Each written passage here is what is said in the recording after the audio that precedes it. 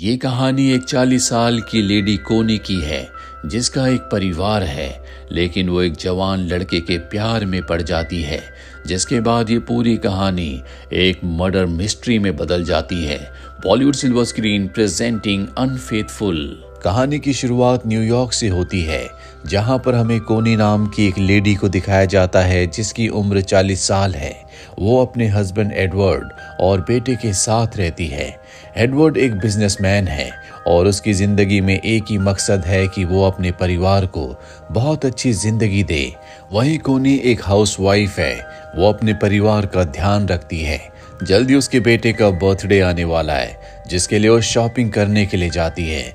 और जब वो शॉपिंग का सामान लेकर बाहर आती है तो बहुत तेज तूफान आ जाता है, जिस वजह से उसे कोई टैक्सी नहीं मिलती, ना ही उसे सामने कुछ साफ साफ नजर आ रहा होता है। वहीं सामने से एक और लड़का आ रहा है जिसका नाम पॉल है। वो एक बुक सेलर है, उसके हाथों में बहुत सारी किताबें होती है और वो गलती से कोनी से टकरा जाता है, जिस वजह से कोनी का सामान बिखर जाता है। लेकिन पॉल उसकी मदद करता है, वो उसका सामान उठाता है।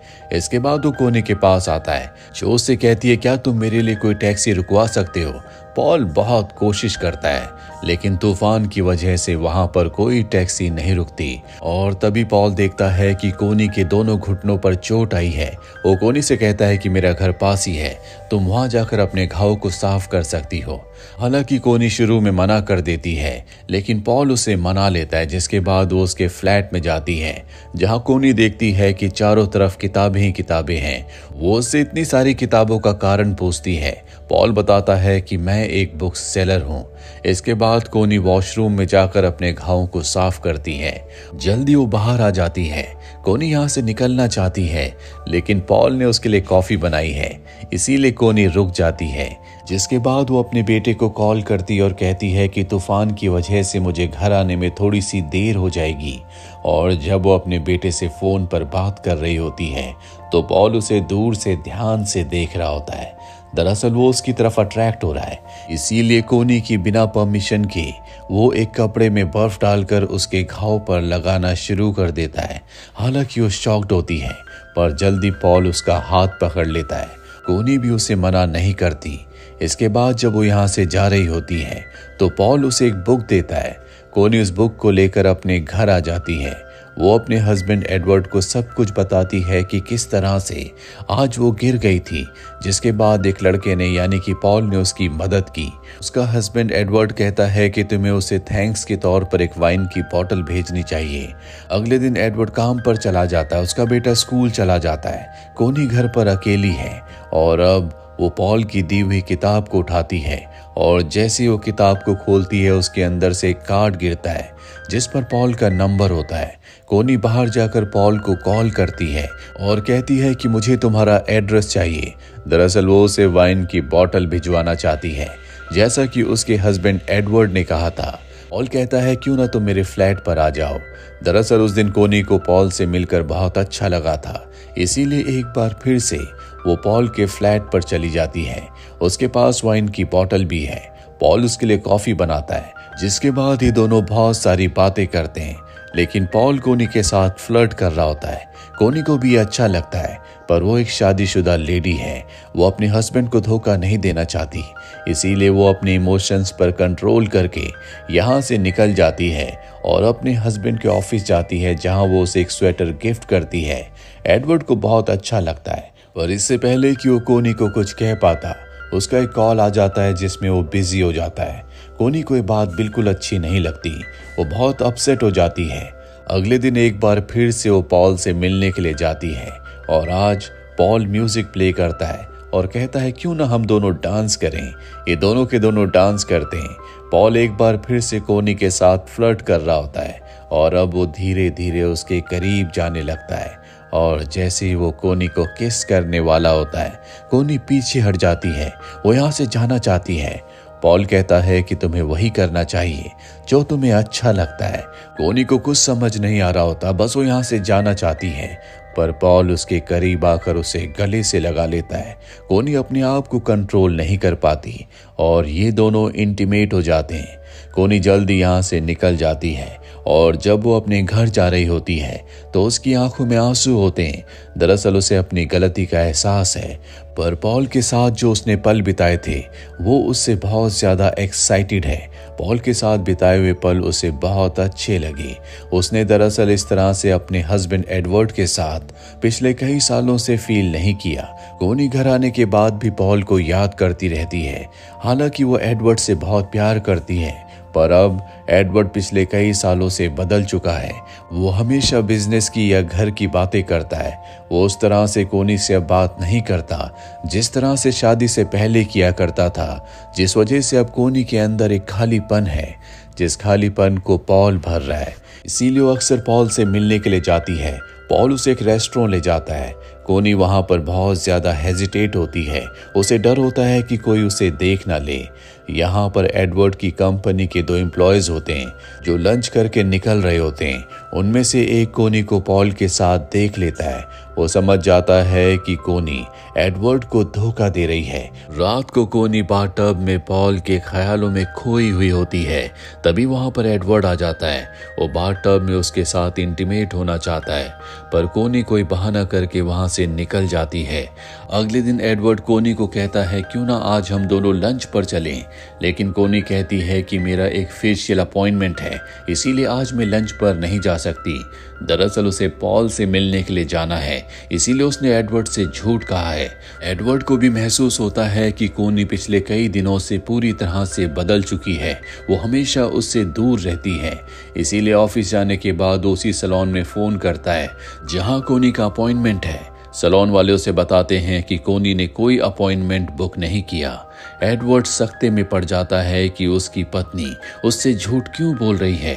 वहीं कोनी को पॉल के घर के नीचे दिखाया जाता है जहां पर उसकी 2 फ्रेंड्स उससे मिलती हैं, जो आज कोनी से कई दिनों के बाद मिल रही हैं। वो कोनी को कहती है क्यों ना हम कॉफी पीने के लिए चलें। हालांकि कोनी मना करती है, पर वो उसे जबरदस्ती अपने साथ रेस्टोरेंट ले जाते हैं। कोनी बहुत ज्यादा परेशान है क्योंकि वो पॉल से मिलना चाहती है। उसके अंदर बेचैनी है। वो रेस्टोरेंट से पॉल को कॉल करके बताती है कि मैं तुम्हारे घर के पास वाले कॉफी हाउस में हूँ, मैं आज तुमसे मिलने के लिए नहीं आ सकती। और अब कुछ ही देर में पॉल वहां पर आ जाता है, जो कोनी को इशारा करता है। ये दोनों के दोनों वॉशरूम जाते हैं जहां पर ये एक दूसरे के साथ इंटीमेट होते हैं। जल्दी कोनी वापस आ जाती है, लेकिन उसके साथ जो उसकी 2 फ्रेंड्स हैं उन्हें कोनी पर शक हो जाता है क्योंकि कोनी और पॉल एक दूसरे को देखकर अजीब तरह से मुस्कुरा रहे थे। उन दोनों में से एक कोनी को बताती है कि मेरा एक्स्ट्रा मैरिटल अफेयर था, जिस वजह से मेरा डिवोर्स हो गया। शादीशुदा होने के बाद अफेयर करना मेरी जिंदगी की सबसे बड़ी गलती थी। उसकी बातें सुनकर कोनी परेशान हो जाती है, जिसके बाद वो पॉल से मिलने जाती है और कहती है कि हमें सब कुछ खत्म कर देना चाहिए। लेकिन पॉल ऐसा नहीं चाहता और ना ही कोनी चाहती है, क्योंकि इन दोनों को एक दूसरे की आदत पड़ चुकी है। वहीं एडवर्ड को दिखाया जाता है जो अपने उसी एम्प्लॉय को, जिसने कोनी को और पॉल को रेस्टोरेंट में एक साथ देखा था, जॉब से निकाल देता है क्योंकि वो दूसरी कंपनीज में भी अप्लाई कर रहा है, जिस वजह से एडवर्ड को लगता है कि वो उसे और कंपनी को धोखा दे रहा है। हालांकि वो अपनी सफाई में कुछ कहना चाहता है, पर एडवर्ड उसकी बात नहीं सुनता। जाने से पहले वो एम्प्लॉय गुस्से में एडवर्ड से कहता है कि तुम्हें अपने परिवार पर ध्यान देना चाहिए, और अब एडवर्ड परेशान हो जाता है, जिसके बाद वो एक डिटेक्टिव को हायर करता है। ऑल को 2 दिन के लिए बिजनेस के सिलसिले में बाहर जाना होता है, इसीलिए वो न्यूयॉर्क से बाहर चला जाता है, जिसके बाद कोनी और पॉल एक दूसरे के साथ बहुत ज्यादा टाइम स्पेंड करते हैं। कोनी पॉल के साथ इतना खो जाती है कि वो अपने बेटे को स्कूल से लाना भी भूल जाती है। उसे एहसास होता है कि अब उसे पॉल के साथ रिश्ते को खत्म करना होगा। वहीं एडवर्ड के पास वो डिटेक्टिव जाता है जो उसे पॉल की और कोनी की फोटोज दिखाता है, जिससे एडवर्ड को पता चल जाता है कि कोनी उसे धोखा दे रही है। वहीं अब कोनी को दिखाया जाता है जो पॉल से मिलने के लिए जाती है, लेकिन पॉल इस वक्त एक दूसरी लड़की के साथ होता है, जिससे कोनी को बहुत गुस्सा आता है। वो उन दोनों पर बहुत चिल्लाती है। वो लड़की वहां से चली जाती है और अब कोनी भी उससे सारे रिश्ते तोड़कर यहाँ से जाना चाहती है, लेकिन पॉल किसी तरह से उसे रोक लेता है। दरअसल कोनी के लिए भी पॉल से अलग होना इतना आसान नहीं है, क्योंकि उसे पॉल की आदत पड़ चुकी है, इसीलिए वो उसे माफ कर देती है। अगले दिन एडवर्ड पॉल से मिलने के लिए आता है और बताता है कि मैं कोनी का हस्बैंड हूँ। वो पॉल से पूछता है कि तुम दोनों कैसे मिले थे। पॉल बताता है कि एक दिन तूफान में मैंने कोनी की मदद की थी। एडवर्ड समझ जाता है कि पॉल वही लड़का है जिस लड़के को थैंक्स के तौर पर उसने वाइन की बोतल देने के लिए कोनी को कहा था। तभी एडवर्ड की नजर वहां पर रखे हुए स्नो ग्लोब पर पड़ती है जो उसने कभी कोनी को गिफ्ट किया था। उसे देखकर वो पूरी तरह से टूट जाता है। वो स्नो ग्लोब को उठा लेता है और गुस्से में पॉल के सर पर उससे वार करता है, जिससे वहीं पर पॉल की मृत्यु हो जाती है। एडवर्ड को बहुत दुख होता है। दरअसल वो पॉल को मारना नहीं चाहता था और तभी पॉल के फोन पर कोनी का वॉइस मैसेज आता है जिसमें उसने कहा होता है कि मैं तुमसे सारे रिश्ते तोड़ रही हूँ, मैं अपने परिवार को धोखा नहीं देना चाहती।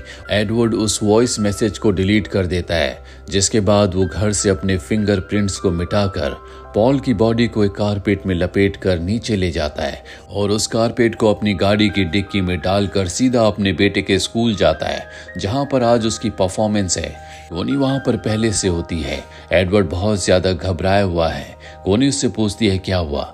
एडवर्ड कहता है कुछ नहीं और अब परफॉर्मेंस खत्म होने के बाद पूरा परिवार कार में बैठ जाता है। पर इससे पहले कि ये पार्किंग से निकलते पीछे से एक दूसरी गाड़ी इनकी गाड़ी को हिट कर देती है। एडवर्ड गाड़ी से नीचे उतरता है पर वो किसी को कुछ नहीं कहता बल्कि डिक्की को जबरदस्ती बंद करके यहाँ से निकल जाता है।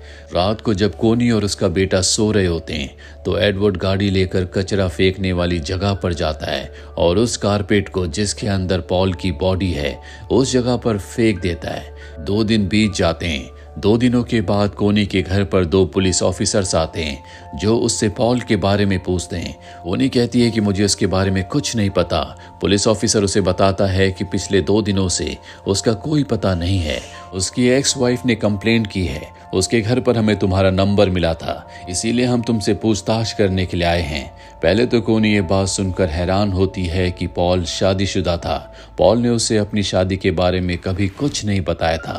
कोनी कहती है कि मैं सिर्फ उससे बुक्स खरीदने के लिए जाती थी। इसके बाद पुलिस ऑफिसर्स यहाँ से चले जाते हैं। कुछ ही दिनों के बाद पॉल की डेड बॉडी मिल जाती है पर किसी को नहीं पता कि पॉल को किसने मारा। पॉल की मृत्यु से कोनी भी बहुत परेशान होती है।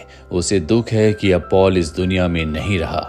अगले दिन जब वो एडवर्ड के कपड़े लेने के लिए ड्राई क्लीन के पास जाती है तो उसकी जेब में उसे बहुत सारी फोटोज मिलती हैं जो उसकी और पॉल की हैं। वो समझ जाती है कि एडवर्ड को पॉल और उसके अफेयर के बारे में सब कुछ पता है। इसके बाद वो अपने घर वापस आ जाती है जहां पर उसे वो स्नो ग्लोब भी दिखता है जो उसने पॉल को गिफ्ट किया था। वो समझ जाती है कि एडवर्ड पॉल से मिला था, इसीलिए अब वो एडवर्ड को कन्फ्रंट करती और पूछती है कि तुमने पॉल के साथ क्या किया। एडवर्ड कहता है कि मैंने अपने परिवार के लिए अपनी पूरी जिंदगी मेहनत की, लेकिन तुमने मुझे धोखा दिया। मुझे पॉल को नहीं बल्कि तुम्हें मार देना चाहिए था। कोनी को पता है कि उसने एडवर्ड को धोखा दिया था। उसके पास उसकी बात का कोई जवाब नहीं होता। उसे पता है कि उससे बहुत बड़ी गलती हुई है। अगले दिन जब वो स्नो ग्लोब को देख रही होती है तभी अचानक से उसका ऊपर का पार्ट अलग हो जाता है।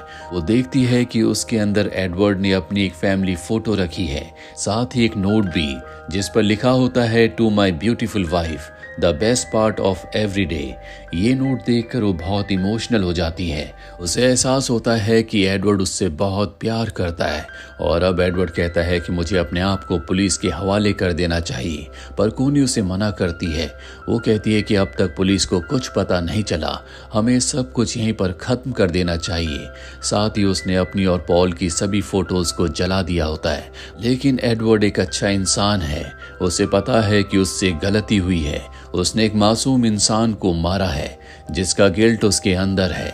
कुछ दिनों के बाद कोनी उससे कहती है क्यों ना हम इस देश को छोड़कर हमेशा के लिए कहीं और चले जाएं। एडवर्ड कहता है कि मैं ऐसा नहीं कर सकता, मैंने जो गलती की है मुझे उसकी सजा मिलनी चाहिए। इसके बाद वो पुलिस को सब कुछ बता देता है। आपको क्या लगता है इस पूरी घटना में सबसे बड़ी गलती किसकी थी? सजा किसको मिलनी चाहिए थी? कमेंट बॉक्स में जरूर लिखें। उम्मीद करते हैं कि ये कहानी आपको पसंद आई होगी।